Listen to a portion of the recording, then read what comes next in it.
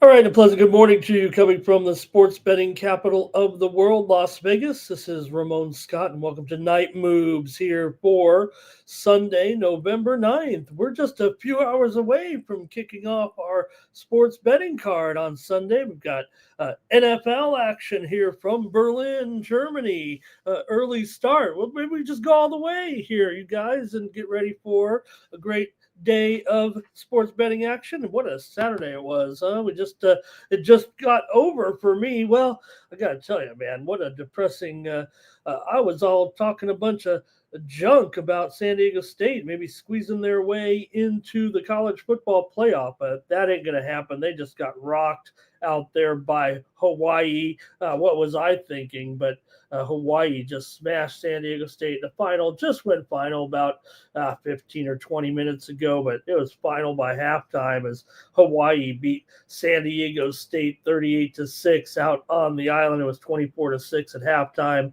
and Hawaii cruised from there. San Diego State can't get the offense going, and that defense was a little bit fraudulent, at least for the night. Hey, thank you for joining me here on Night Moves on the Tony's Picks YouTube channel. Get ready for a great sports betting day. And I want to hear from you in the chat. Say hello to some folks and kind of get the show going here as we get ready for Sunday. We've got NFL football, of course, NBA. We've got college basketball. I've got maybe a handful of games here, 3 or 4 games to look at on the Sunday card, and NHL. And about some of the action here from Sunday. We'll get right into the games here in just a moment, but I want to say hello to some folks and talk about yesterday's games just for a moment. Mr. Weskers is here with me today. He loves the orange and the San Jose Sharks, of course. And Jerry Jones is here as well, talking Wake Forest football and Georgia Tech. I mean, hey, who would have thought here out in the old ACC what's going on? And hey, there is Lex in the chat as well. Nice to see you guys here. Thanks for coming by. Want to just look at some of the games from yesterday. Who were the big stars of yesterday? Indiana is number one in my book as far as what's going on here in the college football scene. Penn State lost their 6th in a row, but it was all about Indiana. How about the touchdown catch by Cooper, the one-footer, the one-toe there with 36 seconds left from Heisman Trophy winner Fernando Mendoza. Wow. Man, this guy's making some NFL-level throws out there. That's our Fernando Mendoza from sports chat room fame, right? His namesake. Man, he's terrific out there as the Hoosiers drove 80 yards to get that game-winning TD, beat Penn State 27-24. Vanderbilt over Auburn, another pretty good quarterback, and Diego Pavia. Vanderbilt's a little bit suspect on the defense. Auburn still had the strength to force the game all the way to overtime. Vanderbilt got the money, pretty sure, right? When it was all said and done, Auburn led 20-10 at halftime. Here come the Commodores. They weren't going to be headed to make that big comeback and get the win and cover there last night in overtime. I mean, hey, somebody's got to win.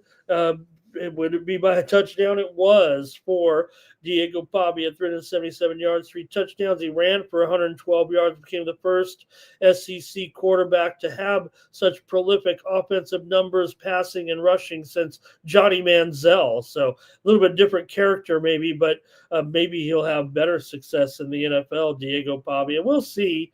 Feels to me, like I don't know if he can be a starter in the NFL, but Auburn 1-6 in SEC play, all close games, but uh, didn't help to have a coaching change this week. I'm sure. Oregon and Iowa, hey, those were some nice uniforms out there. Got to admit, when you got the green, the black, and the Ducks got a 39-yard field goal with 3 seconds left for the road win. Iowa did a great job coming back and getting their touchdown. It turned out to be exciting, even though it was ugly, it was rainy, it was wet. But Oregon got the win over Iowa 18-16 and held Iowa to just 235 yards. Did the Ducks, and the Ducks continue to look pretty good here. They're not all easy here, but good job by the Ducks. Hey, UConn and Duke, I don't know how I can do a million previews and not do that game. And it turned out to be what, as anticipated, Connecticut beat Duke 37-34 as the Huskies got the game-winning touchdown with 2 minutes left in the game. And, man, the crowd knew it too. They had biggest home crowd there in 12 years for Connecticut. Iowa State edged TCU. The Cyclones come back to win. TCU was winning the game, but the Cyclones had a game-winning touchdown on a punt return with 79 yards with 6.5 minutes to play. Delaware beat Louisiana Tech as the Blue Hens scored 9 points in the last 40 seconds to improve to 5-4. They scored a touchdown and then recovered an onside kick to get that win there. Wisconsin over Washington at home, 13-10, got it done. The Badgers had 48 yards passing. 24 of them came on a fake punt. They were stifled and won the game. Washington led 10-3 at halftime and then didn't score in the second half as Wisconsin finally breaks that losing streak. So those are some of my favorite games. San Diego State was not my favorite game. Uncle Bill won, but he didn't cover. So see what you guys are talking about in the chat here. Hello to Kurt in the chat. Hello. And Ohio State's the only team that can beat Indiana. Boy, I'd take that game, as a playoff or championship. Jerry says Mendoza to get the Heisman. Seems like a swell guy, too, doesn't he? All right. Let me see here. All right, we'll get ready to start the show here in just a moment. I did want to take a look. There was a few college basketball games. I think it's a good time to make sure we don't miss out because it's going to be a great season. But did you see the Alabama St. John's game there? 103-96. Yeah, we called it. I mean, we said this one is going to be an over there yesterday. And, man, was it ever. I mean, 103-96. This one, they were getting up and down the floor in that one. Yeah, we talked about St. John's here last night. You guys called Alabama in the chat, but it was certainly an over there in that game. Crimson Tide scored 53 points in the first half. Michigan State edged Arkansas in a battle of coaching legends there. You got to look at Ward. For Michigan State. This guy's a freshman, 6'9". He's not going to be coming off the bench for much longer.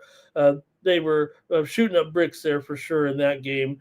Razorbacks led by 3 at halftime. They lost by 3. Virginia Tech and Providence, we previewed that one because we knew it'd be a good game, and boy, was it ever. 107-101 in halftime and overtime.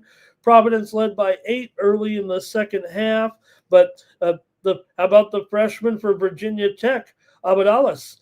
33 points and 6 assists in that one. Marshall beat Toledo 85-73 behind Jalen Spears, 20 points. And Memphis over San Francisco, another game we talked about. Memphis led by 23 in the second half, held on for the 6-point win. There, Memphis. I mean, I don't know how they recruit all these guys to Memphis from the other schools, but they look like an all-star team out there. They get transfers in here that were players that were going to have big, seasons, and they come over to Memphis, and Memphis got a pretty good team over there. Wasn't easy over San Francisco, 6-point win, but Santa Barbara over San Jose, 85-74. for Santa Barbara. They've got their own star guard in Mahaney, who was over at St. Mary's, and you can get him over to Santa Barbara here. You're going to have yourself a star. He actually was with Connecticut, but I don't think it worked out for him there. Tulane over Texas State, 79-71. They had a player in the game who went 19 for 19 from the foul line. How about that? Talk about, hey, make your free throws. Oh, take that. Oh, God, I can't think of his name right now. Maybe it'll come to me. But 19 of 19 free throws in that game.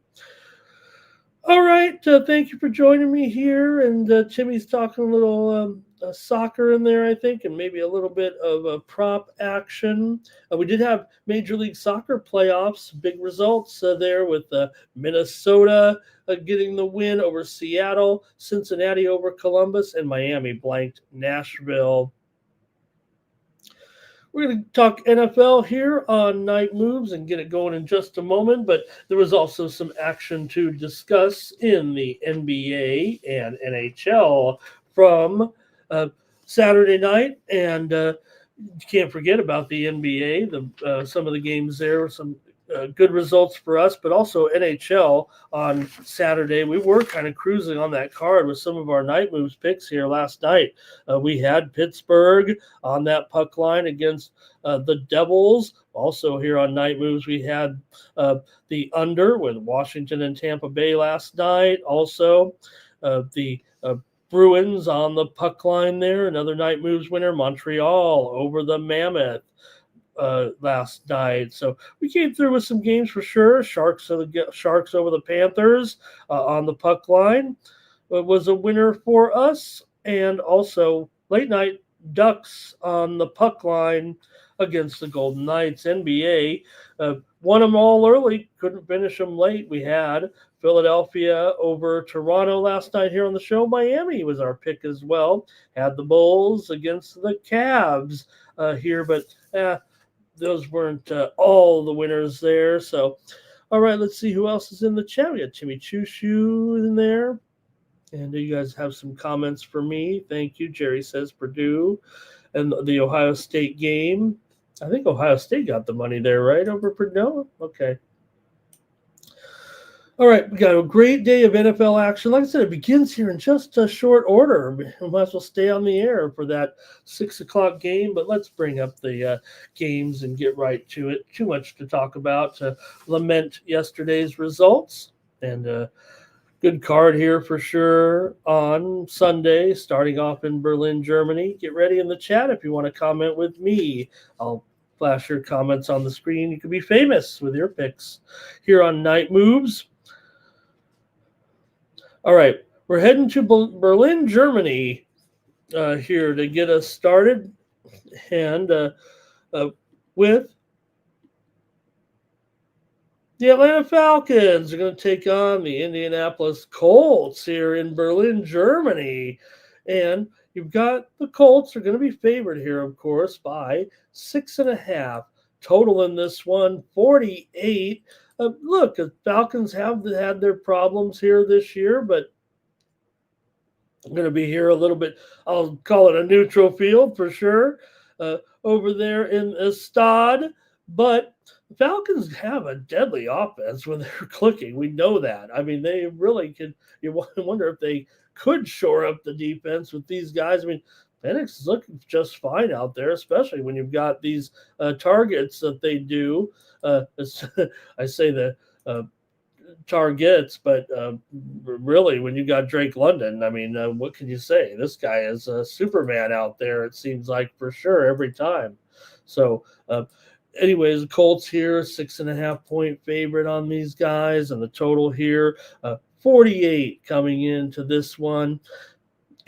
Conference game here, of course, but do have the Falcons here coming in at 3-5 right now. They've lost their last 3 games. They got nipped at the wire there, but they also got blown out in one of those last 3 games. The Falcons have 5 touchdowns on 28 drives.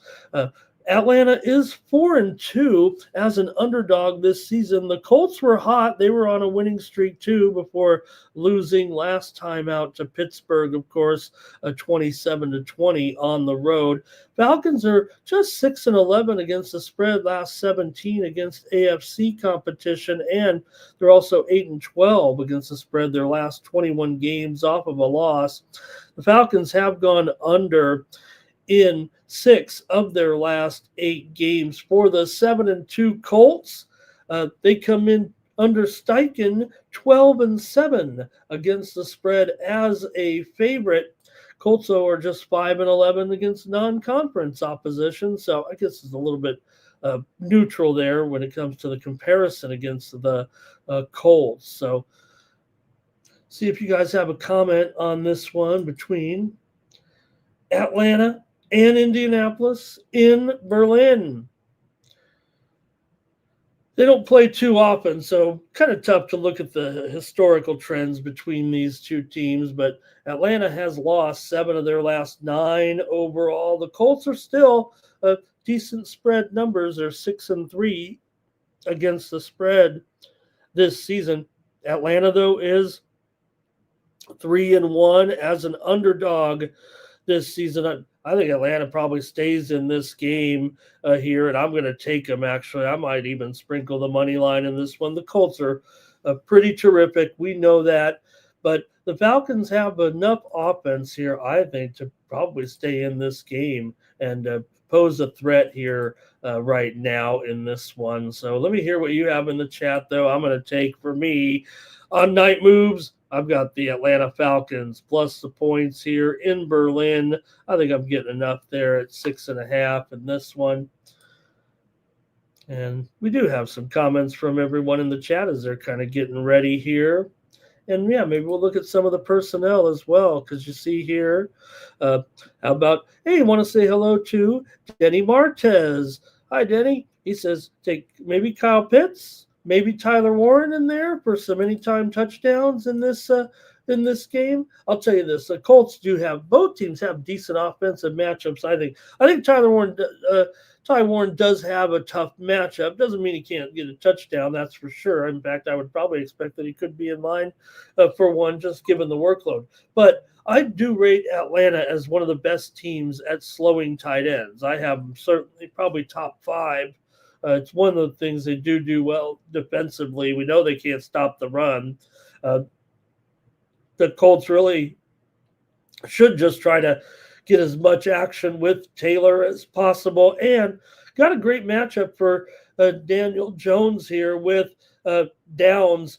We talked about Downs last week, and he started to get going there for sure. I'm kind of neutral on Pittman, but Downs did have a good game last week with 6 receptions and a touchdown, and I think he's probably in line here to have a good game. Drake London, though, probably could have some strong numbers here. And also, yeah, do I like Pitts? For sure. The Colts are in the bottom 5 against tight ends in the league, so I'd probably be pretty big on Pitts in this game. So I'm going to take the Falcons here in this one. Falcons are an under team for sure so far this season, 2-6 to the under, 1-3 to the under as a dog. Meanwhile, Indiana does trend a little bit over, but I'm going to take the Falcons in this one. Okay, let's see. Jerry says the Colts will cover. Mr. Palaci's here says the Colts will cover as well. And let's see here. Trying to see what Timmy says here. A couple other receivers. Oh, just other receivers there for today, I think. Mr. Westers does not like overseas games. He thinks everything should be domestic. All right, and let's see. Jerry likes, okay, I was looking at Pitts, and he was talking about Pittsburgh.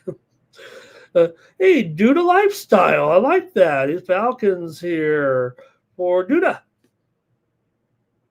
And right, and that's it, Timmy. That when they're over there in the Berlin game, also the kickers are the high pressure on. If you're a kicker, such as Michael Badgley of Indianapolis and Zane Gonzalez. Actually, Zane Gonzalez is kind of the story here in this one, because I think Parker Falcons are definitely having some problems here in the kicking game right now, and now they've gone with Zane Gonzalez here. They waived Parker Romo.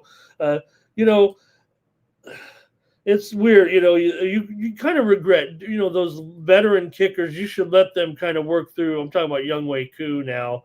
Uh, already getting back into the game right now. You got Zane Gonzalez here, guy who's been up around the league a little bit. But the Falcons, man, they've got a kicker of the week practically here right now. So, but kickers are under pressure, right, in these international games because that's where kicking is important. Why do we call it football if we don't kick? The old comedy routine there. All right. Jerry says Pittman might be the better option than Warren today. You know what? I might actually agree with that. Or I do slightly agree with that. All right. I think that's it for the Falcons and the Colts. And I'm going to take the Falcons here in this one to hang in there for sure. It's not even a great matchup maybe for Bijan here, but I mean, come on, you're going to use them as much as you can, get as much out of them as you can. So why not? And I think for Drake London, though, great matchup. Mooney, I'm not so sure about Mooney. What is wrong with Kadero Hodge? Why can't we get this guy going here and get him involved? I mean, he's had injuries here, and he is off the injury report. Did he play last week at all? No targets? All right. They're going to need a lot of Drake London and Kyle Pitts, that's for sure. I'm going to take the Falcons here in Berlin, Germany.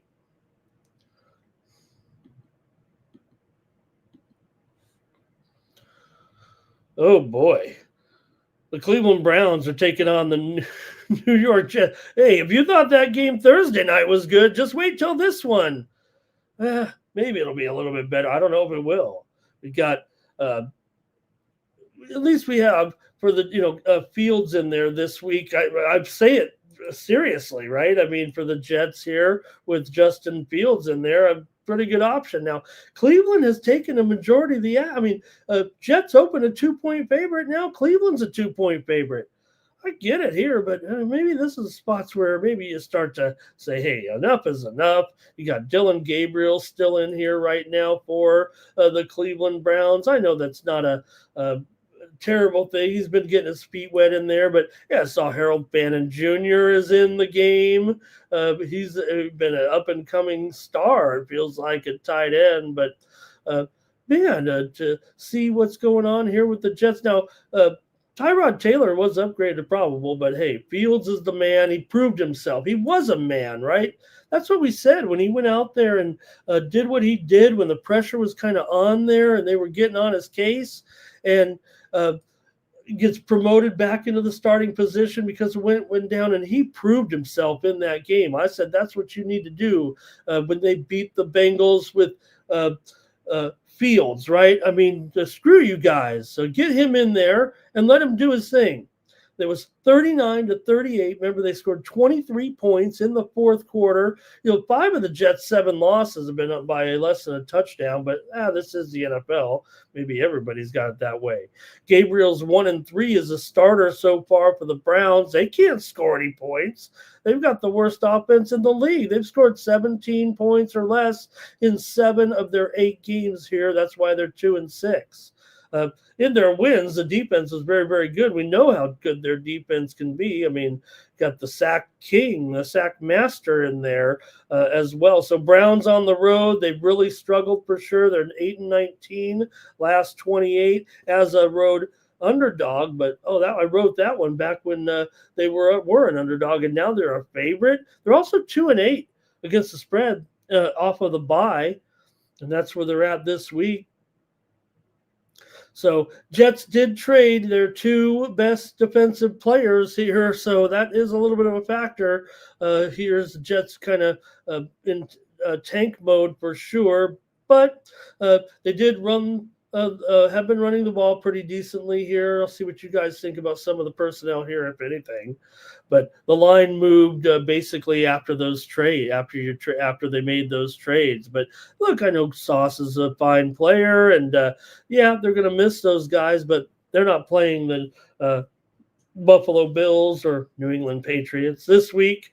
So these two teams have split their last six in the series, and favorite has covered 9 of the 12 meetings between these two. But man, I'm gonna take the Jets here. I don't think the Browns are doing anything, and I'm rather take these points at home with a better quarterback by far. I feel like in Justin Fields. Let's see what you guys have in this one. Oh man, we had to preview them all. All right, Mr. Wesker feels like most people will be on the Jets, and maybe Timmy's going to be on the under. He says there's going to be a lot of running in the game.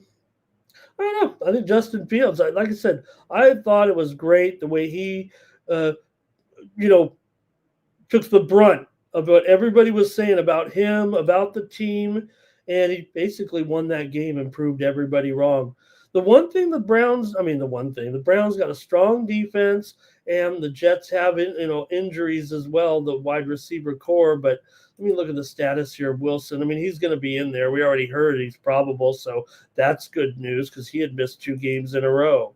And Josh Reynolds, he had to go to injured reserve, right? So it's going to end up being Alan Lazard here as well, and Taylor also the tight end. So Cleveland's offense is weak. We know that, but hey, we know that Quinshawn Judkins, he kind of had a stinker there last week, 9 carries for 19 yards, and he did get banged up with his shoulder last week. So, but his status is fine, right? Probable. He is probable in the game. So, all right, yeah, I'm still taking the Jets here in this one, just because the Browns on offense on the road. I'm not thinking they're going to do that much here in a game of crummy teams. There's no doubt about it.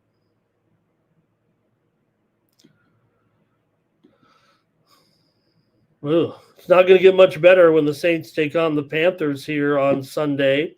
Got the Panthers coming in here at 5-4, and the Saints have lost 4 in a row here once again, coming in with a 1-8 record.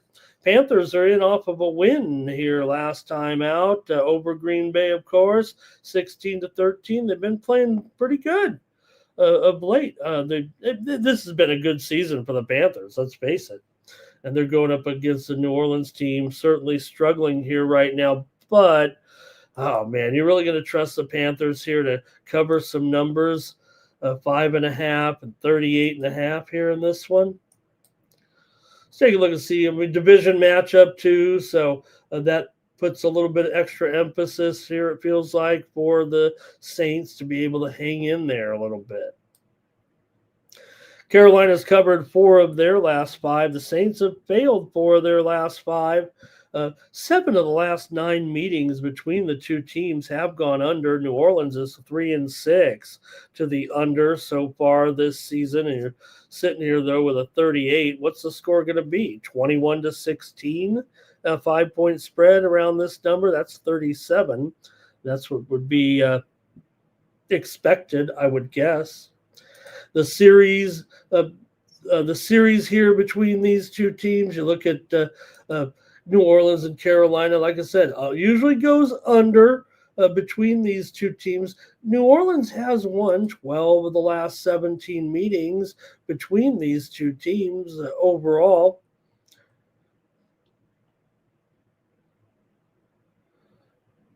All right, Saints have averaged just 11.5 points per game in their last 4 games overall. Saints are 16-11 against the spread, last 27 as a road underdog. They just get swamped in the first half and fall too far behind. So got a rookie in there playing quarterback and Tyler Shuck. Saints are just 4-13 against the spread, coming in off of a loss. The Panthers are hot here, but they are not scoring. They're doing it more with their defense. So this one, to me, could be just a ugly game anyways. Saints did trade One of their top receivers, Rashid Saheed, this past week, so that's a little bit of a factor as well. Carolina 7-2 against the spread. Their last 9 division games at home, but the Panthers have been a crummy home favorite. Just 1-9 against the spread as a home favorite in their last 10 opportunities. Now that doesn't happen very often. Really, just maybe twice a year here, and usually it's against the Saints. But the Saints here have lost 3 of the last 4 coming in here. I'm actually going to take the Saints here. I think that they'll be able to hang in here in this game and find a way to get this cover. I'm taking the Saints here, and feels a bit dicey, but I'm going to do it. I'm willing to take the ugly dog here with the Saints. All right, and let's see here from the comments on this one. Hello to Devin Grigsby in the chat. And Wesker says, I don't think people know how bad the Saints are. Well, me too, right? I guess I don't either, because I'm taking them here. This is NFL football. I'm taking the Saints. Let's see here. Jerry says Carolina should be a big favorite here. And also, Lex says Panthers should be. I'm the only guy here, obviously, willing to take the Saints. Wesker says they are the worst team in 20 years. You better go back and look at some of the teams. Yeah, you're right. You're probably right. I'm on them. I'm on the Saints, you guys. What are you, crazy? Come on. I'm taking the Saints here.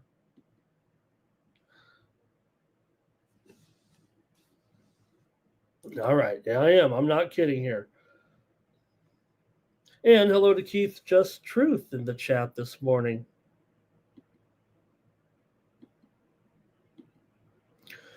All right, the Buffalo Bills are going to take on the Dolphins. It's not easy when you're taking on the Dolphins on the road, no matter how bad they are and your team name is the Buffalo Bills.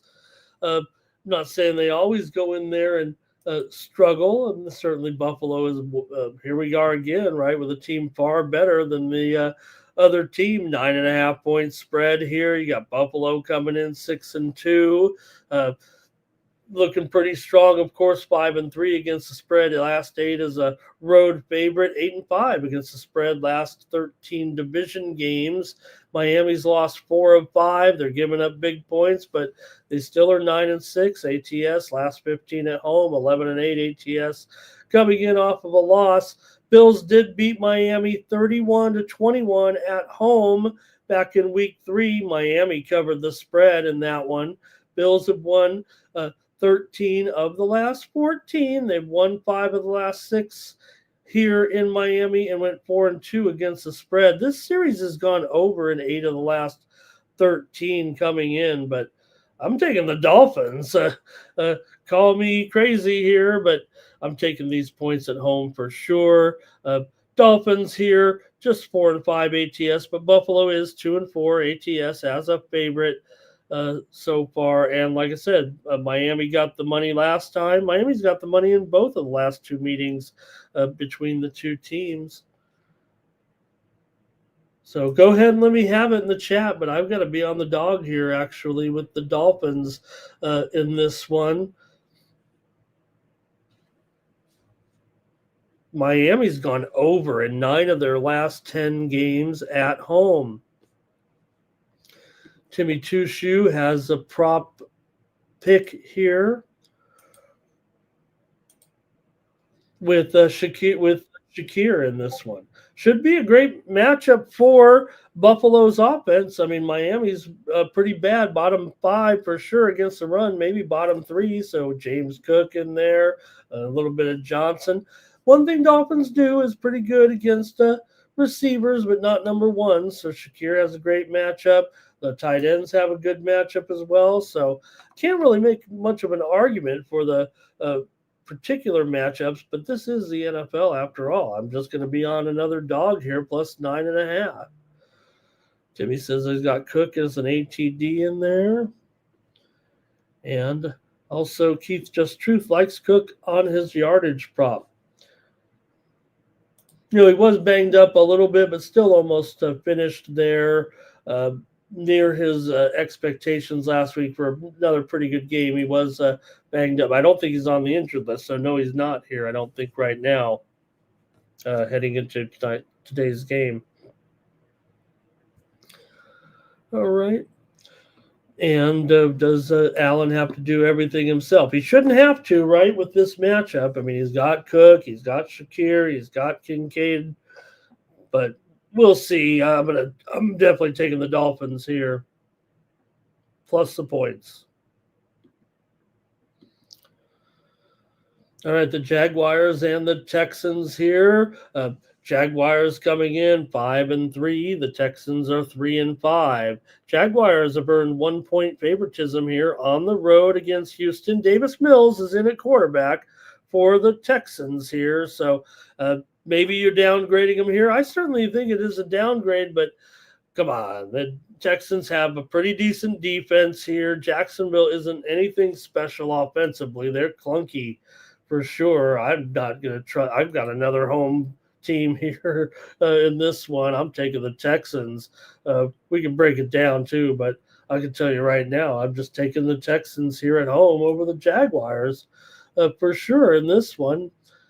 The Jaguars here come in here with some pretty good trends for sure. 7-2 against the spread in division road games, but usually they're getting the points here. Now all of a sudden they're favored here with Mills in at quarterback. Stroud, another concussion, but Texans 7-16 against the spread. Last 24 as a home favorite. Jaguars did beat Houston 17-10 at home in week 3. Got the cover for sure. The Texans have won 12 of the last 15 in this series, however. But, this Texans team is down here a little bit for sure. 6 of the last 7 games in this series have gone under here. It is pretty low at 37, but I'll tell you, it'd probably be flirting with that under, it feels like to me. Houston, man, they can't win close games, but I think they're going to here with Davis Mills. I think last week, he was thrown in the game. He did not look good.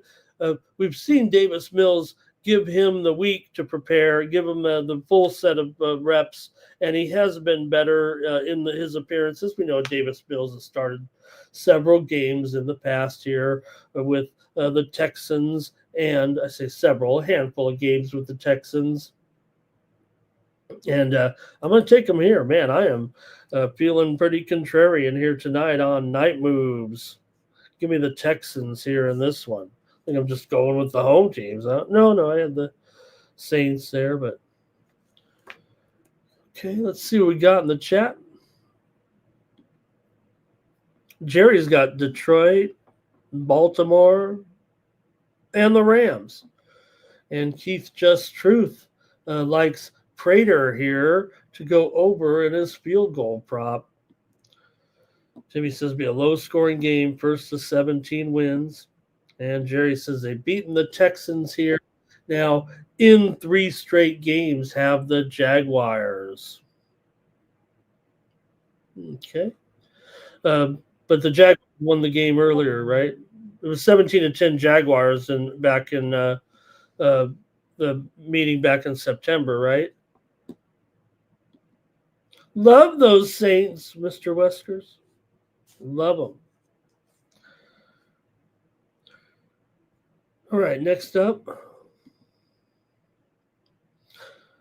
The Ravens are on the road here taking on the Vikings. And, we know that the quarterback can make a big difference, but it's so funny, right, of how the Ravens were looking so poor. I mean, they're 3-5 coming in, but without Jackson and how they, the team was just so dysfunctional. You put them back in here and then everything's all fixed already. And now they're 4-point road favorites at a team like Minnesota. Be careful here. I feel like, I want to be on Minnesota, I think, in this one.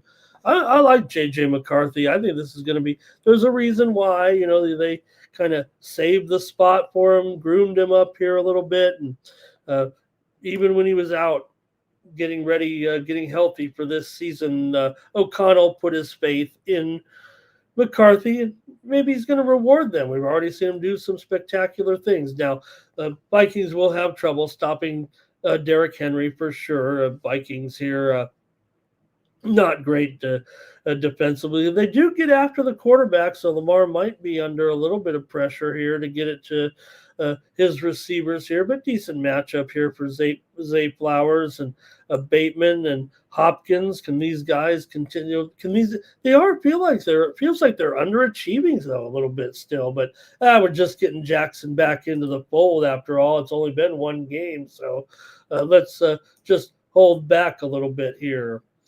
And I think good matchup here, though, for Minnesota, maybe offensively and getting the points here at home. I'm going to take the Minnesota Vikings against the Ravens here, plus those 4 points. That's what I'm going to do. Let's hear from you guys. Baltimore's, not a good cover this season. The difference is you're putting Jackson in there, and all of a sudden they're pretty terrific. We'll say this: 5 straight meetings between the two have gone over, but again, non-conference game here. Keith likes the Ravens. Mr. Weskers is kind of with me on McCarthy there. And do teams rush very well on Baltimore? I think Baltimore's in the bottom half, but I don't know if they're awful. And let's see. Mr. Weskers, I think he's saying there the Vikings on the money line are the better value there. Jimmy says, will the Minnesota quarterback be a runner? I think he definitely can be a runner. I mean, he's a playmaker here. Again, remember when he first started his couple games here, nobody was really truly impressed. It's just that he was the starter, and McConnell was going to stay with him as a starter unless, the other options were just awful. So with Jordan Mason back there, and what's Aaron Jones's status? So he has a designation here, right? Expected to play, so that's both the backs in here. You got Jefferson, you got Addison. We called him out last week. Started hot, didn't really finish that well. And Denny likes, he's got some other props in there. I'll try to keep it on this one. And Mr. Wesker says that McCarthy still nursing his ankle injury here. Well, that was the biggest win of his career in that game, and he did run 8 times last week, but just for 12 yards. But I think with O'Connell and McCarthy, the Vikings are kind of poised here. I know they're 4-4, but I think they can keep this going and make a little bit of a run. Baltimore here, obviously still under pressure every game. They're not totally doomed here with 5 losses, it feels like, if they weren't able to get this one, but they are favored to win. So just have to keep that in mind. I mean, you got Jackson in, or they should win, but I've got to take the points. Ravens defense is back to looking more like the Ravens defense in the last 3 games. They've only given up 29 points. Ravens are 14-8 against the spread as a road favorite. Also, 11-7 against the spread in non-conference games. Vikings come in here 11-6, last 17 against the AFC. They're also 14-7 against the spread. Their last 21 coming in off of a win. I'm going to take another home dog here, and I'm going to take the Vikings in this one.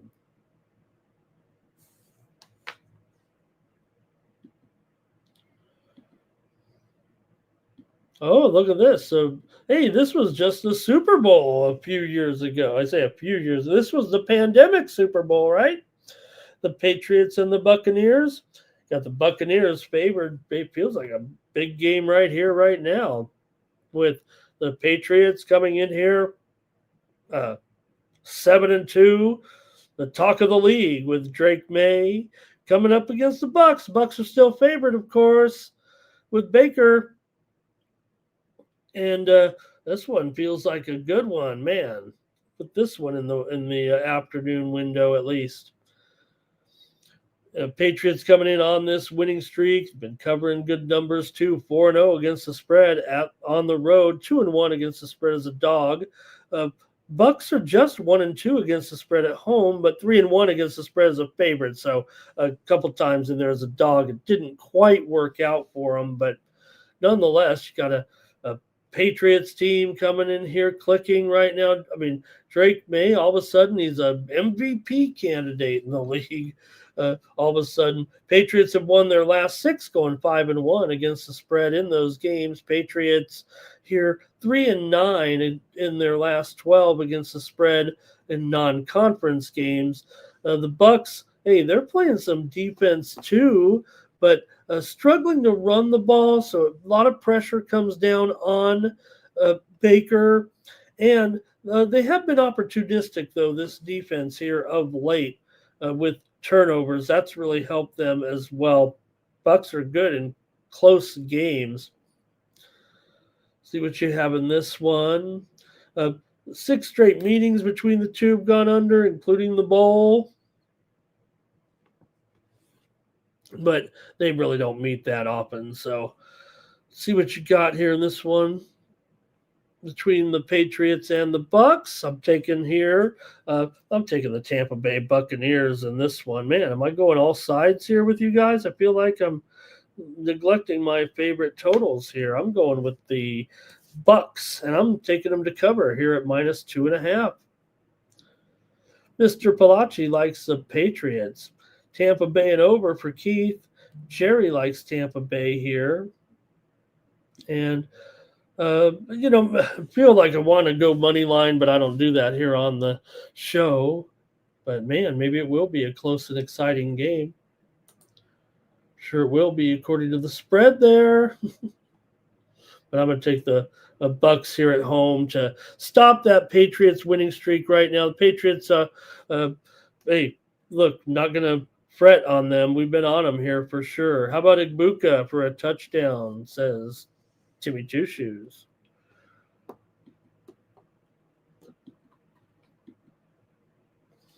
Giants are at the Bears here on Sunday, and the Bears are a 4.5-point favorite against the Giants. Total here 48. Man, sounds like offense. Who knew with these two? But the Bears come in 5-3, really clicking here of late, and they got a win last time out over Cincinnati in that wild 47-42 game. They were coming off that loss to Baltimore that snapped their winning streak. For the Giants here, feels kind of ugly, right? They've lost 3 straight. They just got beat by the Niners at home, 34-24. Watch out. I think the Giants are coming here today. I'm probably going to be on them. The Bears here, just 2-1 against the spread at home. Giants are 4-5 against the spread overall. I'm not even sure I could make up the stats or trends that might have you side with me here, but I think the Giants with Dart can come in here and have a pretty decent chance to hang with the Bears. I think the matchup pretty much works well for them, is the way that I see it. I think Dart can have back to a good game here because probably get a little bit of a ground game against the Bears that struggle a lot against the run. So if Tyrone Tracy, it really didn't come through too much last game. He definitely was underachieving there, but the matchup is good enough for Tracy and Singletary that I think for Dart, he can get it to Wandale, he can get it to Slayton here, and then watch out for those tight ends as well for the Giants with Johnson. He got into the end zone last game, and even Bellinger gets some work as well. So I think the Giants can definitely compete in this game. The Bears aren't really in a position to stop anybody. Now, the Bears can run all over these guys with Guy, how good he was. Also, DeAndre Swift, he is expected to play after missing last game, and the Giants are definitely in the bottom 3, aren't they, in run defense this season? So should be a decent matchup for Caleb Williams as well. I got to go with the under, though, here. I know I'm talking up the offenses, but I think the Giants have a good enough package here. This one's going to go under at 46.5. See, let's put the right number up there.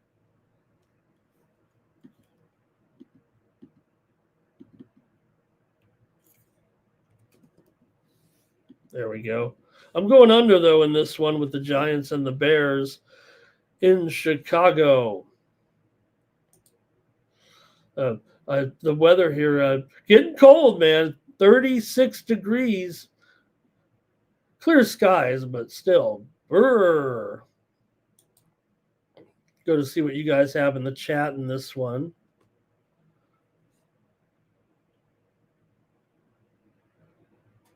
Here we go.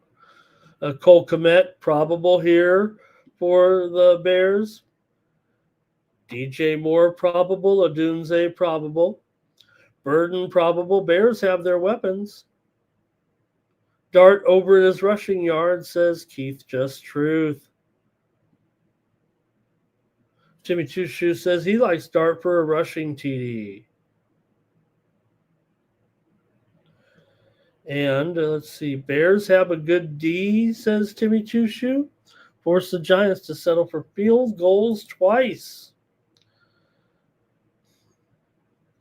All right. Hey, these two are kind of occasional opponents for sure. So home teams won the last 8 in the series. Giants have actually lost the last 6 trips into Chicago, but covered 3 out of the last 4. Unders come in 5 of the last 6 meetings between the two. I'm going under in this one with the Giants and the Bears. Boy, is that it for the early games here? Did we get through them? Let's go to the afternoon contests. Start here with the Cardinals and the Seahawks in this one. You got the Cardinals coming in on the road here at 3-5. Seattle 6-2, laying 7 points. Here, the total 45. Seattle comes in on 3-game winning streak here right now, covering. I think they got them all, didn't they? Yeah, covered them all. Jacksonville, Houston, and Washington. They're 6-2 against the spread on the season, but just 2-2 against the spread at home. Meanwhile, Arizona, they're the best road spread team in the league at 4-0. Also, 4-1 as an underdog this season. So, good trend numbers here, it feels like, for Arizona. Seattle is 3-1 to the over at home, but Arizona is 1-3 to the under on the road. So a division game here, getting a touchdown, that's too easy for me. I'm going to be on the Cardinals. They're the ones covering spreads left and right. They're 9-1 against the spread in their last 10 as a road underdog.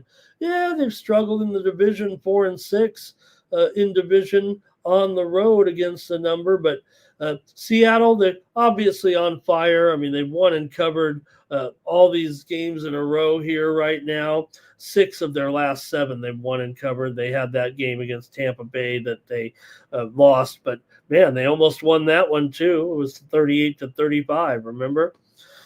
Seattle, 6-10 against the spread, last 16 as a home favorite. Seattle won the game back in week 4, 23-20. They did cover the spread, and they outgained the Cardinals by 130 yards. So, look, Seattle's owned the series. They've won 7 straight. Cardinals are just 1-4 straight up in ATS. Last 5 trips in here, 5 of the last 6 meetings have gone under, but hey, I'm getting the Cardinals. They're the best spread team around. Everybody says Brissett's the better option here for Arizona. Let's prove it. And I'm going to take the Arizona Cardinals here in this one over Seattle, plus the points. Arizona for Jerry. Mr. Palachi likes the Cardinals here.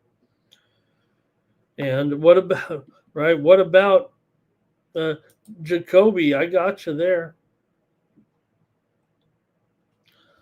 Let's see. Seattle wins by 3, says Jerry. And he says they're undefeated on the road. Yeah.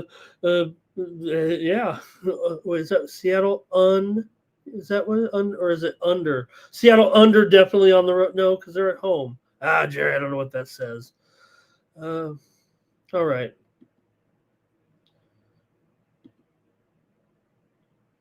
All right, the Lions are on the road here, taking on the Commanders. Lions come in here 5-3.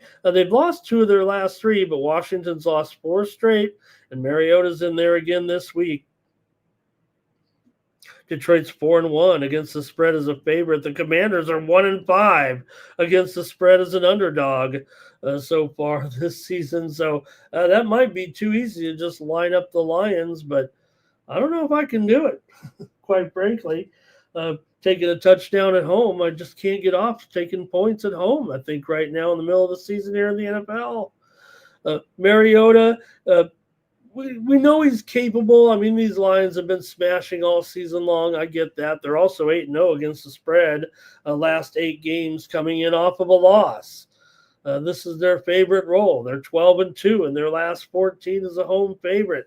Commanders have gotten blown out of these games here of late, and they've been giving up big points. But I don't know if I can pass when you got the Dan Quinn matchup here against Dumb Campbell, the Applebee's waiter.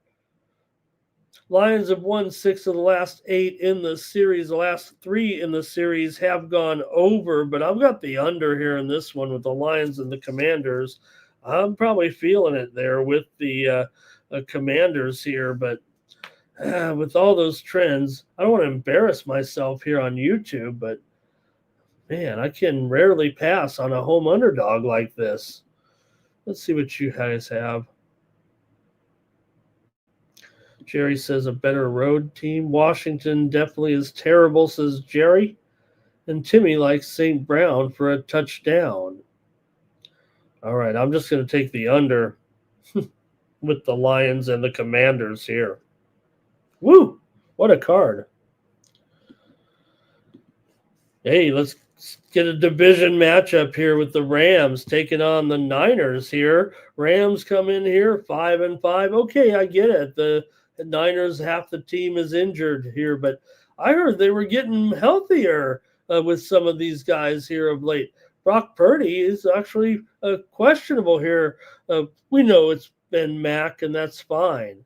Mac actually is still going to start here. We're kind of like taking it like we said, right? Hey, just wait a little bit, and we'll see if Mac kind of slumps a little bit. Then we'll slide Purdy back in there. But it doesn't matter. Mac has done the job here right now. And, yeah, there's some other injuries here. There are plenty of injuries right now for the Niners, especially on defense. But come on, in a division game, Puka Nacua is probable. He had a chest bruise. Hey, he's terrific, but we look, for me, like I said, I mean, Stafford is the guy who makes the receivers. Yes, is Nacua highly above average? Absolutely, but Stafford is the guy that really makes it. I promise you that with these guys. But all right, let's see though what you have here in this one with the Rams coming in here against the Niners, and I've got to go over in this one. Man, 49 points. I know that one's high, but when I see this series here and it's in San Francisco, I'm probably going to go over here. 4 of the last 5 meetings have gone over. The Rams beat the 49ers beat the Rams in week 5, 26-23. They were a dog in that one. Rams had 375 yards passing, but they had a couple of key turnovers in that game. Rams have won the last 2 trips into here, just 12-6 and 21-20. But I've got this one going over this time. The Rams have been coming out blazing for sure in their last few games, and the defense has been strong, but I'm going to go with the over here in this one at 49 points. I think the total says it all. Let's see what you guys have in the chat here. I feel like I'm going to come off looking like either a genius or a dunce, but isn't that always the case? Rams come in here 6-1 as a like we said as a favorite. They're 2-5 to the under as a favorite, but they are 2-1 to the over on the road. Rams defense is better than the Niners defense or just better? We know they're got a real strong defense. And I agree with Timmy. I think Stafford does have some tough games sometimes, and a lot of times I think it's in these uh, outdoor environments. I'm going with the over here in this one of the Rams and the Niners.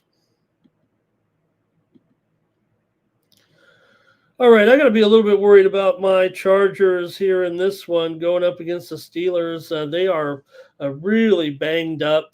And man, for all that great mojo to start the season, I've lost a lot of confidence right now in the Chargers' ability to close this out. They might be able to get, hang in there and stay in the playoff hunt and even make the playoffs. I mean, they're 6-3 after all. But they've got injuries big time here, and I don't even know if they should be favored in this game. I guess that of course they should, given the circumstances. They come in 6-3, but hey, the Steelers are 5-3. This is a good matchup here on Sunday night. But man, I'm having some worries for my Chargers here in this one. Pittsburgh's 2-1 as an underdog so far this season. Chargers 3-2 straight up at home. Pittsburgh's won a couple of games on the road here as well. Chargers coming in here have won 3 of their last 4, no doubt about it. But look at these injuries, especially the offensive line, just totally pretty much beat up and decimated this season right now. Their star, Joe Alt, is out. Then the backup, Hart, is out. They've got these offensive line problems. But Slater's been out a while now, so we know that. But Chargers just have a huge laundry list of injuries, it feels like, coming into this game. I'm going to go under between the Chargers and the Steelers here at 44. I'm not going to trust the Chargers as a favorite right now. I know that. Pitt on the money line for Jerry. Ron says, and not only that, the Steelers' defense is picked up. Ron says Pittsburgh money line, and Denny says, here we go, Steelers. All right, I'm going to go under in this one with the Steelers and the Chargers here on Night Moves. All right, everyone, that's a look at the NFL for Sunday. Wow, what a card, huh? 4 teams got a bye, so we got an extra game in there, it feels like. Get these byes over with.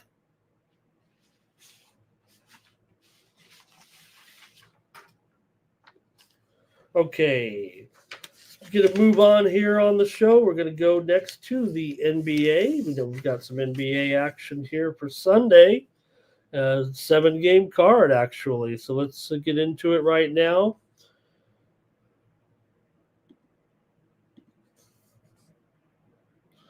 With the Houston Rockets taking on the Milwaukee Bucks. Houston had their winning streak snapped last time out and a loss against San Antonio on the road, 121-110, but they were hot before that with a winning streak. Meanwhile, Milwaukee here, getting the points at home in this one are the Bucks.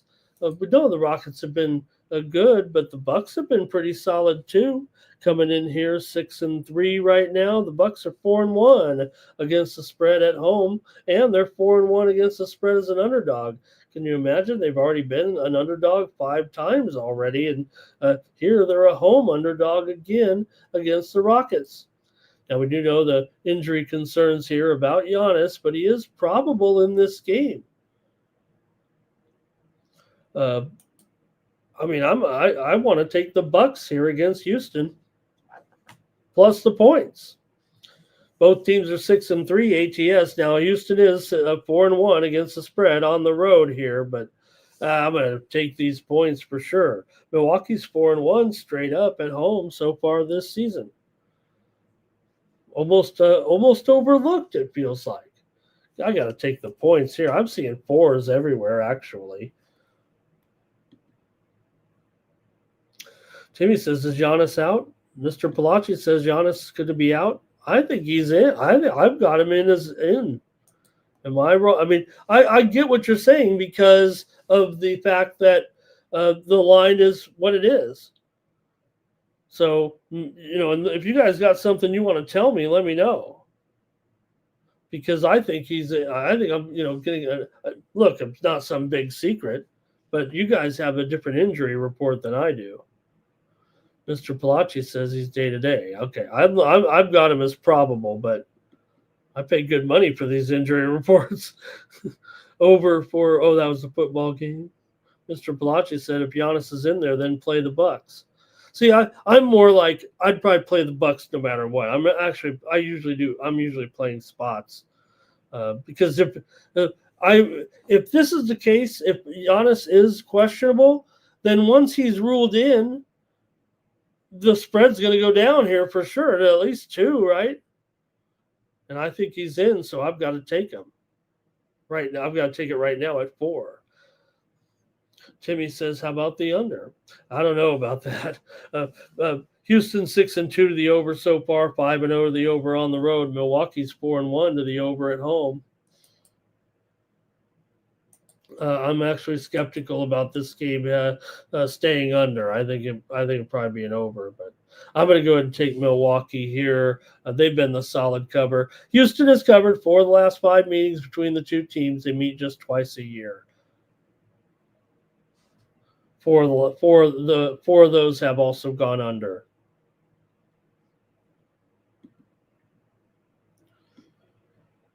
All right, let's keep it moving here on night moves.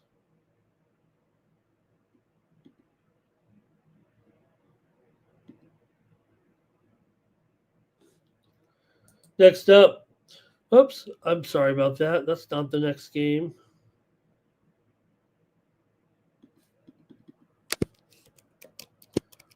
Oh, they're gonna.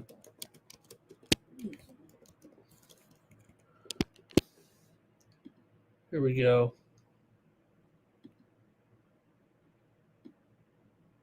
Oh.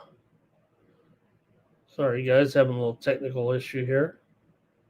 Okay, the Nets are at the Knicks, and the Nets come in 1-8 right now. The Knicks come in 5-3 here. Look at this; they're a 15.5-point favorite right now. The Nets did win a game the other day, their first win of the season, but they're still 3-6 ATS, 1-3 against the spread on the road. The Knicks are 5-0 against the spread at home. Coming into this one. Both teams are combined 11-6 to the overs so far this season.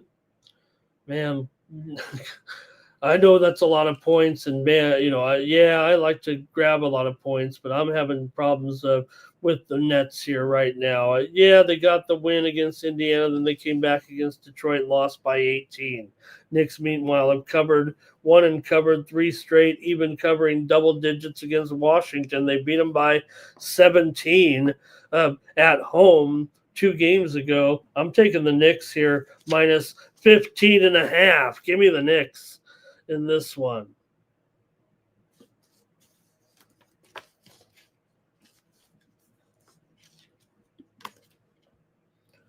Mr. Palacci likes the Knicks. Okay, there we go. Thunder and the Grizzlies here in this one. The Thunder on the road here. They're coming in 9-1 overall. Memphis comes in 4-6. Memphis snapped their losing streak last time out, beating Dallas a couple of nights ago, 118 to 114. Meanwhile, OKC rebounded from a loss, their first loss of the season, by beating up on Sacramento by 31 points here. So just feels like the Thunder is so far ahead of the class, they don't even worry about who they're playing. They just go out and cover every time. They're 10-3 against the spread against the Grizzlies in the last 13 meetings. 6 of the last 7 meetings between the two teams have actually gone under here. Memphis is a bit of an under team so far, going 4-6 to the under, but Memphis 0-5 against the spread as an underdog. I'm going to go under in this one with Oklahoma City and Memphis, but man, Memphis, it's going to be trouble, it feels like here. Maybe the Thunder will start giving them back a little bit. We know they're not perfect against the spread so far this season. In fact, they're just 5-5 They're 5-5 against the spread. They're 3-3 against the spread on the road. They're just mediocre against the spread, but this matchup favors them. It feels like here, especially with Memphis, just not really willing to put forth much effort. Read the story about Ja and his 1-game suspension, and basically they were just saying it looks like he's let the whole team down. I mean, he's not trying, and the coach called them out in a team meeting, and Ja got up and basically yelled back at the coach. Got a suspension on that. Looked embarrassed himself in front of the whole team. Acting very immature, it sounds like. Hey, hey, I'm not going to tell him I'm totally immature half the time. Let's see here. Jerry says it's Memphis, not Portland. I don't know what that means. I mean, this is Thunder and Grizzlies for sure, right? Do I have the matchup wrong?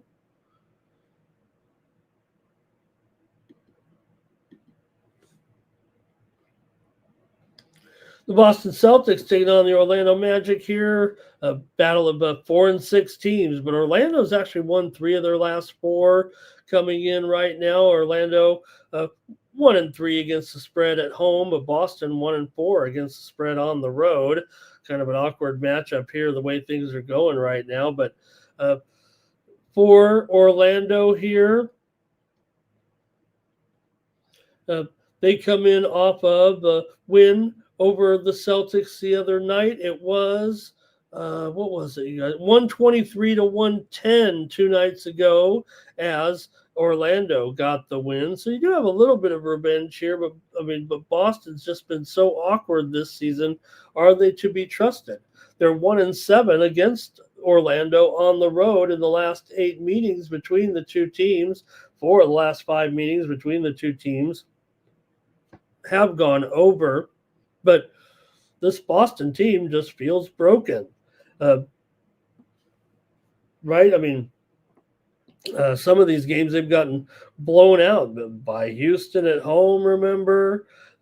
Lost to Utah at home. So I'm actually going to take Orlando here, lay 3.5 points over Boston to keep Boston's woes going.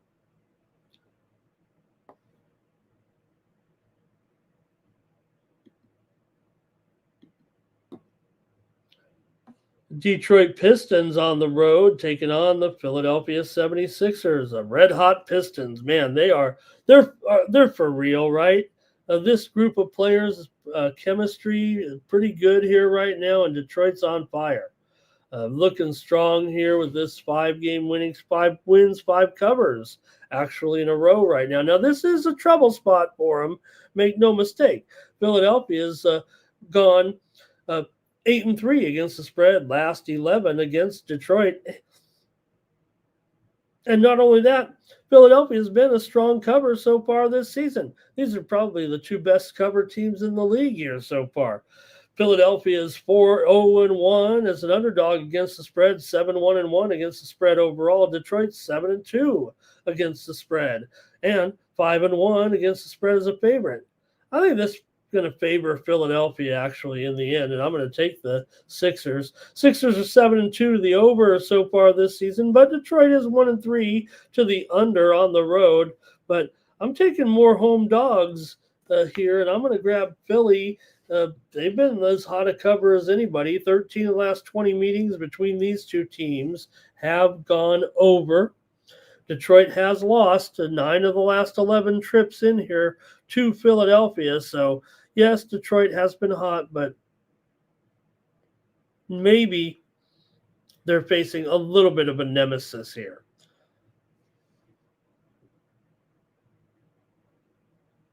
So I'm going to go ahead and take the Sixers in this one. And Lex has the Nets already in tank mode. Yeah, it does feel like it, but what are they going to do? Just tank to make another bad draft pick and then still be in? Look, I love Joe Tsai, the Nets owner. I think he's great, but he's got a cluster of an organization here right now. Lex says take Ja under back there on his prop. And Jerry says it is a bad spot for Detroit, right? Even like, look, we just saw like Oklahoma City lose, right? That's what happens. I mean, they're not all great spots and not going to win 82 games. So I'm taking Philly plus the points at home. They've been a terrific cover. And why wouldn't they, again, at least be able to give us a good effort for our money? Pacers and Warriors here now. Pacers 1-8 on the season here right now. Warriors just 5-5, and the Warriors did have a couple of clunkers here for sure, and they head out on the road. The thing is here, the Pacers actually have a bizarre now. Look, we know the history a little bit between these two teams, but the Pacers have a bizarre edge over them, winning 7 last 8 meetings between the two teams and covering 8 of the last 9 meetings between the two teams overall and 5 straight unders. Now they are interconference foes, so Golden State's 4-0 against the spread at home so far, but they're laying a dozen points. And Indy 2-2 against the spread on the road. Pacers are 0-4 to the under on the road so far this season, 2-7 to the under overall. Golden State 7-3 to the over. A little bit of a dichotomy here with the trends of these two teams coming in. Let's see how you guys have it. I'm going under in this game. I already know what I'm doing. I'm taking the under with Indiana and Golden State here. All right. And Mr. Palacci talking about the injuries here because Curry had been missing some action here of late, but he's listed as questionable right now. We just don't know. And Big Al's questionable as well. So I'm just gonna go with the under here in this one. Yeah, stay tuned, Lex. We've only got 4 games here. I'm not watching golf. I'm concentrating on this show.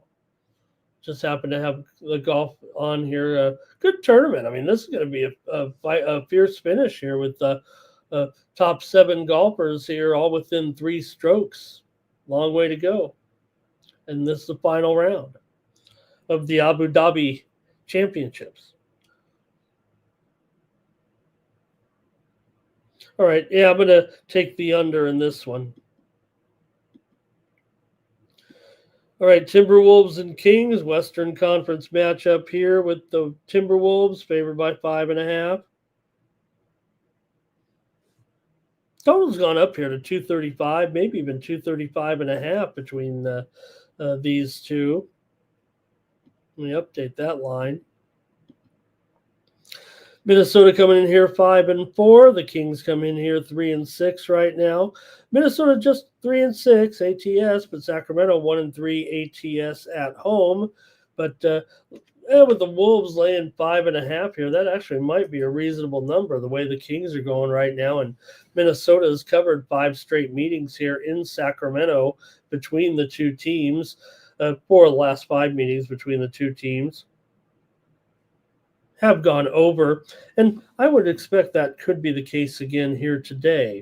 Minnesota 7-2 to the over so far this season, 4-1 to the over at home. Meanwhile, Sacramento 6-3 to the over, 4-2 to the over as a dog. I'm going to go ahead and go over in this one at 235 between Minnesota and Sacramento. That's going to be a look at my picks here on Night Moves.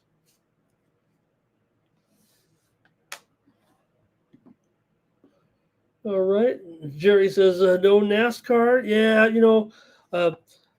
I definitely like NASCAR, and I'm not good enough to really send anything out in NASCAR.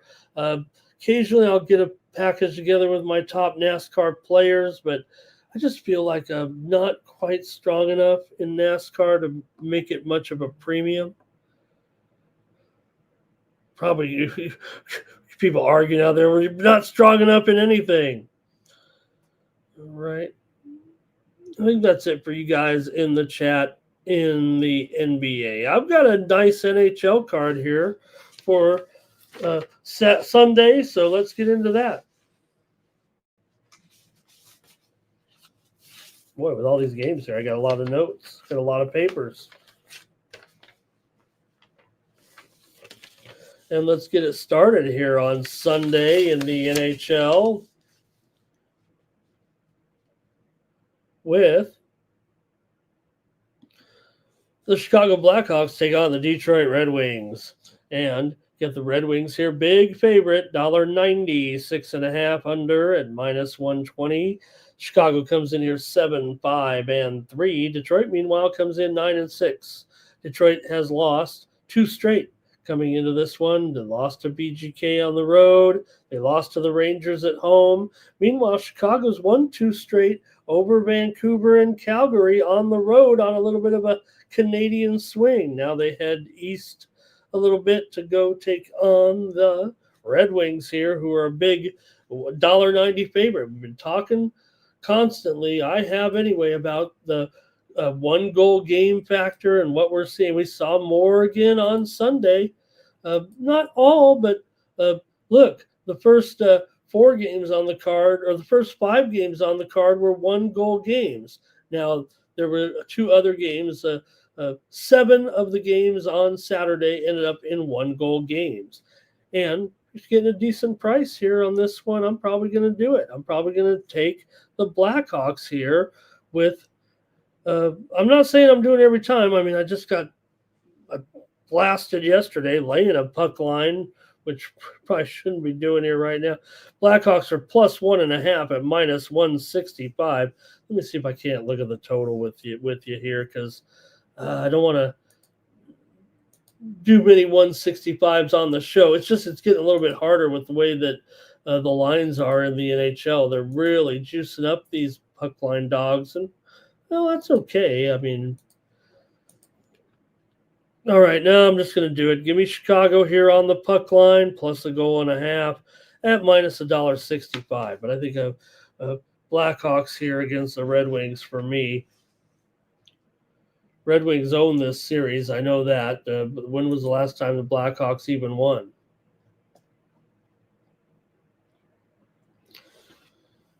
Is it 5 straight here right now? 4 of the last 6 meetings, Detroit has won at home. I'm going to go with the Blackhawks here, +1.5. Blackhawks money line for Lex.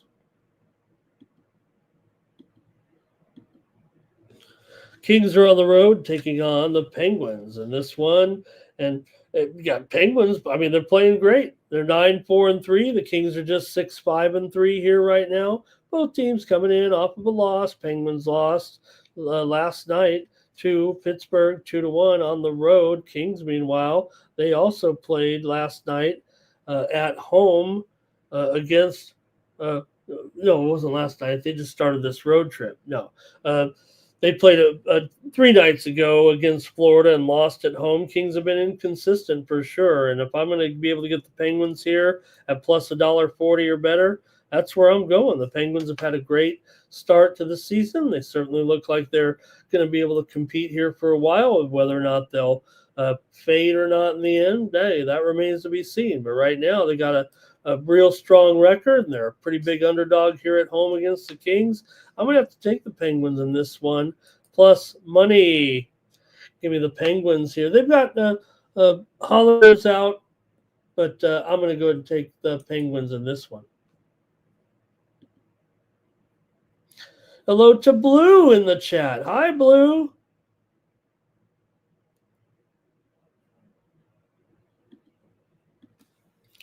Kraken on the road taking on the Stars. Kraken 7-3-4. Nothing wrong with the Kraken. They're coming in off of a win. Stars here also coming off of a win. They're 8-4-3. Stars beat Nashville 5-4 last night on the road. Now they're going to come back home. Meanwhile, Seattle won at St. Louis 4-3. So, yeah, they're on the back-to-back here, and they've got to come in into Dallas. But you know what? They both are kind of traveling into Dallas, if you want to look at it that way. Yes, Dallas will sleep in their own beds. I get that. But Seattle has struggled here against Dallas. They've lost 6 straight against them. That's a fact. And 4 of the last 5 meetings between the two teams have gone under. But hey, in 1 goal game land, I got to take the Kraken here plus 1.5 at minus $1.40 in this one. And I'm going to take Seattle on the puck line in this one.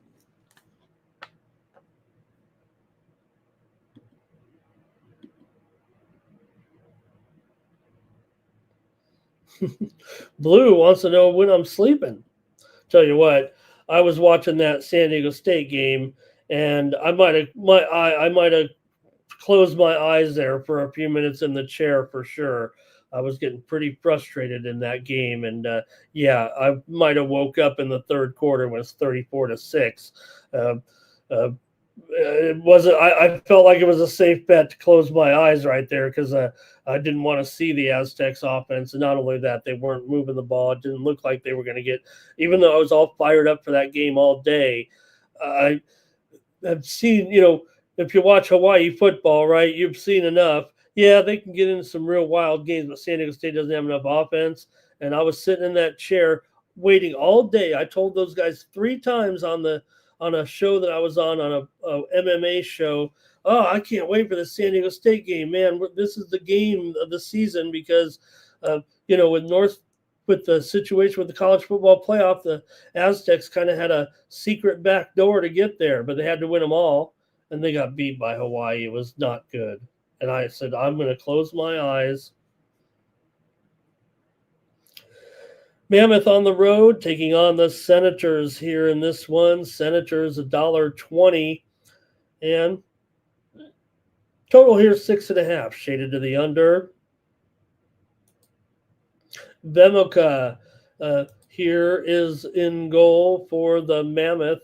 Linus Olmark in here for Ottawa.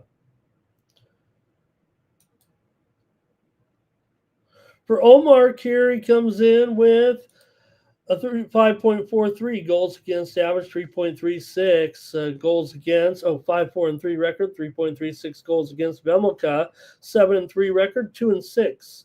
2.6 goals against average. Do need more sleep. 2.6 goals against average, 89.5% save percentage coming in. Utah coming in here 9-6 right now, and hey, Ottawa 7-5-3. They've done a pretty nice job so far. Coming in here off of a win last time out for the Senators. They beat Philadelphia 3-2, snapped a 2-game losing streak. Utah's been in a bit of a funk, and it's on the road mostly, right? We know they've got a good home edge, but I got to take Ottawa here in this one, minus $1.25. Give me the Senators at home.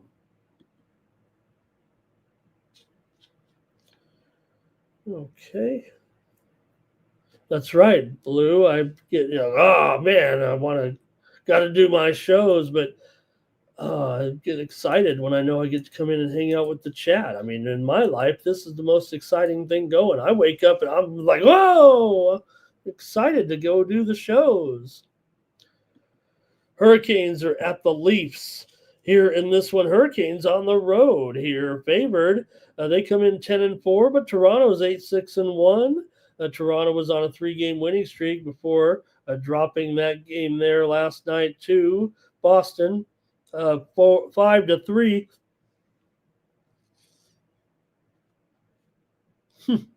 Yawning here. You got me, Blue. Now you got me yawning.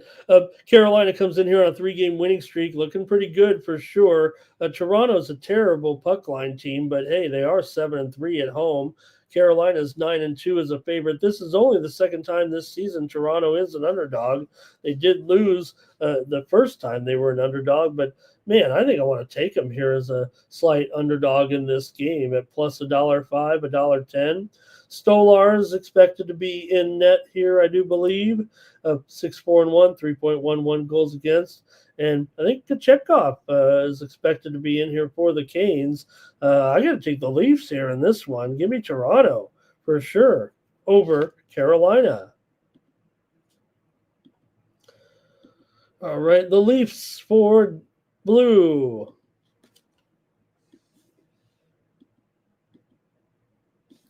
Next up, the Flames are taking on the Wild here in this one. Oops, let me get my right notes here for this one. There we go. And the Wild, they're $1.65 here. Total is 6. Calgary comes in 4-10-2. Minnesota 6-7-3 coming in. Minnesota just 1-5 as a puck line favorite so far. Calgary 3-11 as an underdog. Minnesota is 2-4 as a favorite straight up. They haven't been great, that's for sure. But man, the Calgary puck line. This is where they get a little dicey because it's just too high at $1.80 here, it feels like. But can't win them all, Minnesota, right? They're kind of struggling. Yeah, Calgary's had plenty of issues here for sure. But one thing they do is play okay against Minnesota. They're actually 4-1 in the last 5 meetings between the two teams. But Calgary struggled on the road here so far this season. So I think for me here, I'm going to take Minnesota at minus $1.65. Yeah, you can maybe lay a goal here, but not going to win if they win by 1. I'll tell you that. These hockey lines have been difficult. The bookmakers have accounted for the 1-goal games, making it very difficult to take a goal and a half, and you're going to be laying $1.80 or something like that. So I'm going to go ahead and take the Wild here as a favorite in this one at home. It is $1.65. I get that, but I'm going to still do it here with the Wild. They got Wallstedt in there going up against Wolf. Wallstedt's 2-0-2 with 3.1 goals against, and Wolf has 9 losses on the season. 9 of the Calgary's 10 losses. All right, we've got next up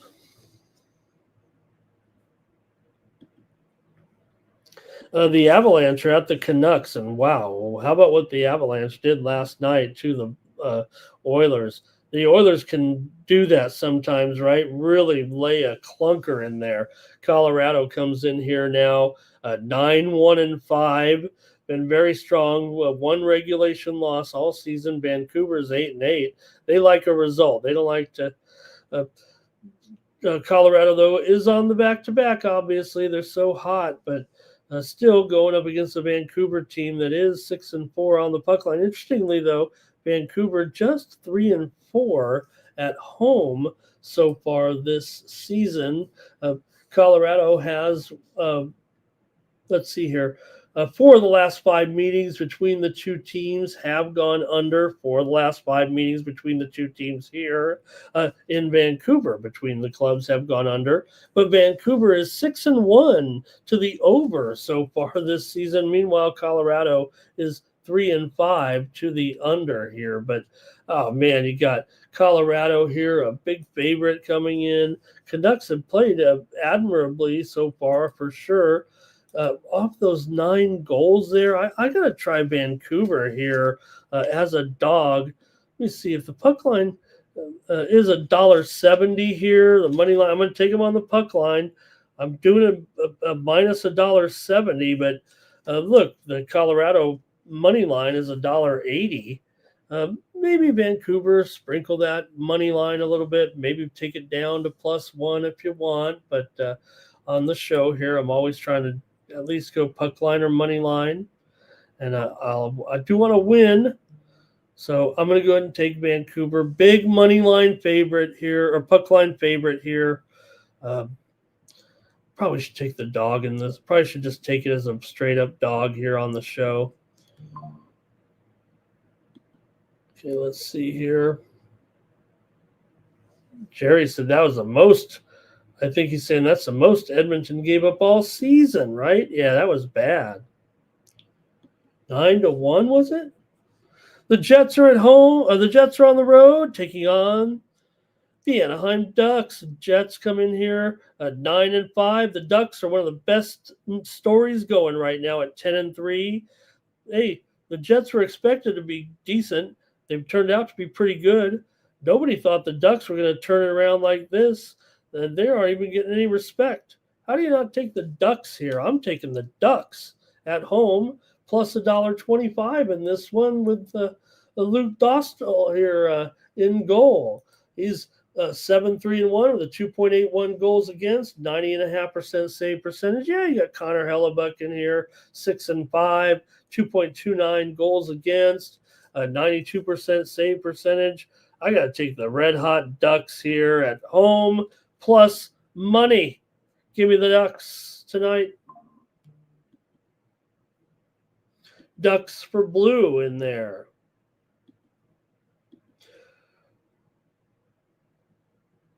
All right, I think Lex asked for some college basketball, so we've got to please him.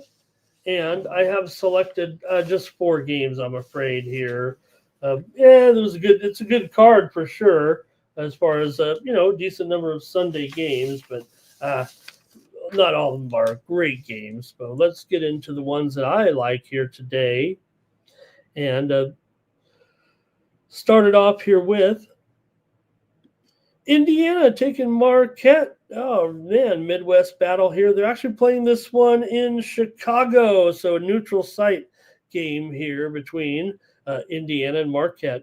Indiana comes in 1-0 into this one. They, of course, got the win over Alabama A&M, and they did cover. For Marquette here, they are in off of a win over Southern, but they didn't cover. They won by 18. They were favored by 24 in that one, but so they're 1-1 against the spread. Indiana went over in their first game. Meanwhile, Marquette 1 over and 1 under here so far this season. So Indiana opened a 1.5 point favorite. They're now up to a 2-point favorite in this one. Teams haven't met in 7 years actually coming in, so. All right. Call it my play here a little bit. I see. I didn't account for the neutral. I put it as a home court. Hold on a second, guys. I got to make a little adjustment here. All right. And for me in this one with Indiana and Marquette, I got to take the under here with this being a neutral site game there in Chicago. Yeah, Indy scored 98 points against Alabama A&M, but against Marquette should be a little tougher. And same thing happened with them. They scored 100 against Southern. So, but their game against Albany, which they did cover 24, did go under there. I'm going to go ahead and take the under here with Indiana and Marquette.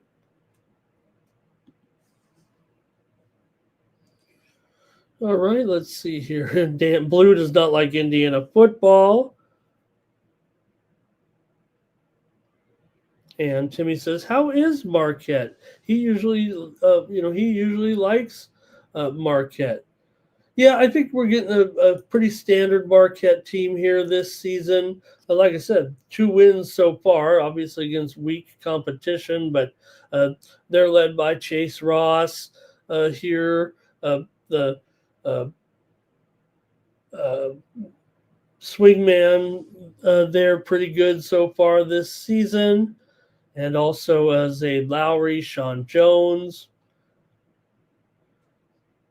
Right now, after a couple of games, the Marquette defense is in the top 25. But again, with these teams starting out here, I mean, you just got to expect to have a typical Shaka Smart team is what I think you're going to get here with this club.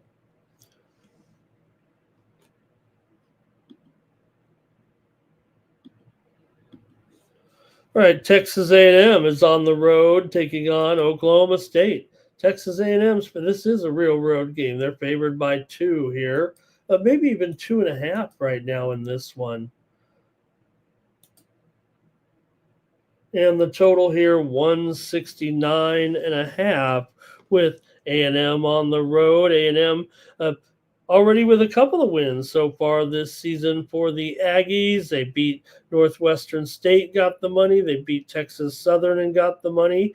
Meanwhile, Oklahoma State here is 1-0. They won and covered against Oral Roberts in their first game here. Texas A&M on the road, a favorite here, but I'm going to take Oklahoma State in this one, plus a couple of points. They already covered one at home here. did the Cowboys. A&M went over in both their games so far. Oklahoma State actually went under in that first game. These two teams haven't met in 5 years. All right, let's see here. Couple more here with FAU taking on Liberty in this one, and got Florida International here coming in with a 1-0 record. Liberty's 2-0 so far this season. Liberty with wins over College of Charleston, and who else did they beat? They won one of those accountable exhibition games. Let me see if I got it here.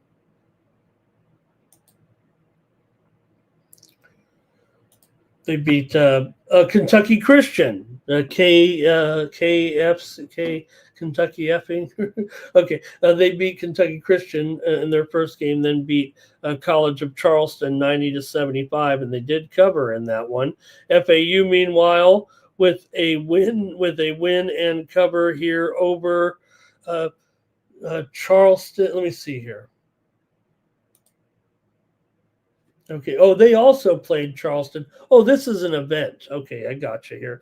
This is actually an event that's taking place here, I believe. Yeah.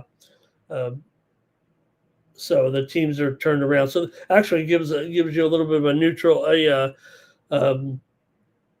common opponents here, right? Because you have Liberty beat Charleston by 15 points. Florida Atlantic beat Charleston by 17 points. So you could use that to kind of take into consideration where these two teams stand. Now, Liberty is at home, though. Maybe that is why it is 5.5 and not, let's say, 3.5 or 2.5. These two teams did meet last year. FAU won 77-74 at home, but they got the money. In fact, they've gotten the money in both games against Liberty over the last 2 seasons. I'm going to take Florida Atlantic here plus 5.5 at Liberty to get that money. And finally, it's going to be Washington taking on Baylor here. A little bit of late night action. Well, 8:30 Eastern, 5:30 Pacific time for this one between Washington and Baylor.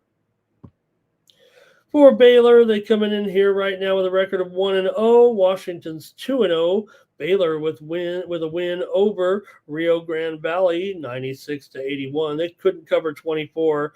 For Washington here, they are in off of a win over Rio Grande Valley. And let's see, they beat Rio Grande Valley, and they also beat Pine Bluff in their first game of the season. Did the Huskies. They covered against Pine Bluff, laying 34.5, but they failed against Denver as a 27.5 point favorite, winning by only 14 in that one. So, but Baylor failed that first one. So see what you guys have here in this one between Washington and Baylor. Then we're going to go on out of here on Night Moves. Have a great sports betting day. We're just 5 hours away from kickoff after all. All right. Hey, I got to make my call here in this one. I'm going to take the Washington Huskies plus 6.5 points against Baylor.